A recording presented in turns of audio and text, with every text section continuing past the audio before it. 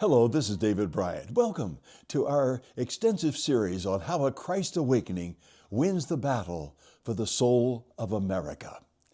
And we are in such a battle with increasing intensity. Fortunately, I'm not alone in my profound concern about what is raging, about America's most pressing problems. Nor am I alone in my unshakable conviction about the deliverance from heaven's throne that lies just before us.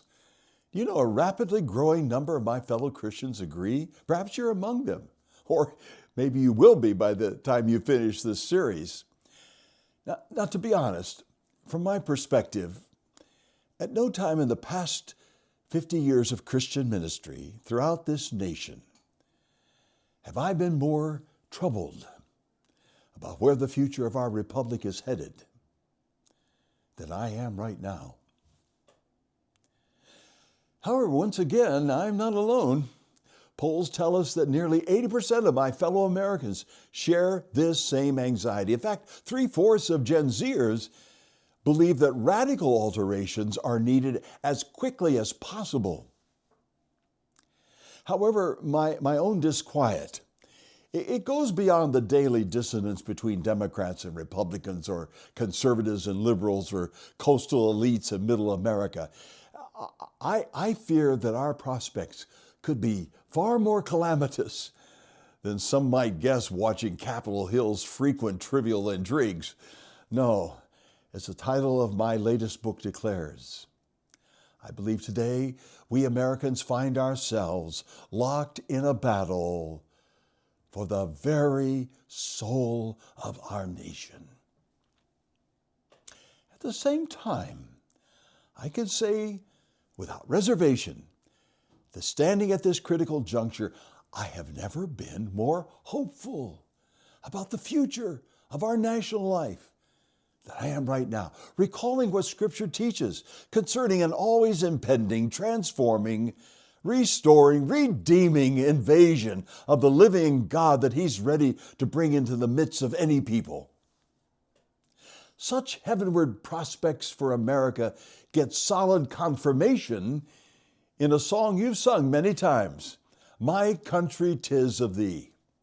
It was penned by Samuel Francis Smith in 1831, and it actually served as our national anthem for almost 100 years. Now, in the final verse, Smith wrote, and countless millions of Americans have sung since, these words.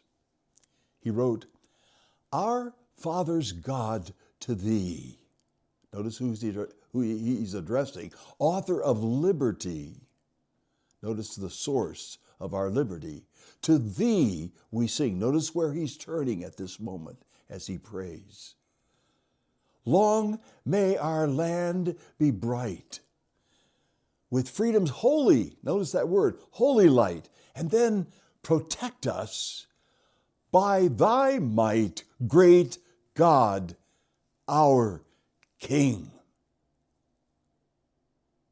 You know, it's the same hope in God that Francis Scott Key described in verse 4 of his Star-Spangled Banner, which Congress officially made our national anthem in 1931. Listen to these words. I'm sure you've sung them.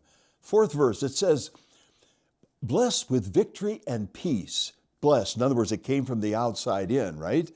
"May this heaven-rescued land," in other words, God's the one that rescued us. "May we as a people then praise the power," capital P, praise the power that has made us and preserved us as a nation. Then conquer we must when our cause it is just, and this is our motto: in God is our trust. I foresee a day not long from now when we will experience a fresh and magnificent reality hinted at in both of those national anthems. But now it will be fulfilled by what I call an American Christ awakening. Because the hour for this has come.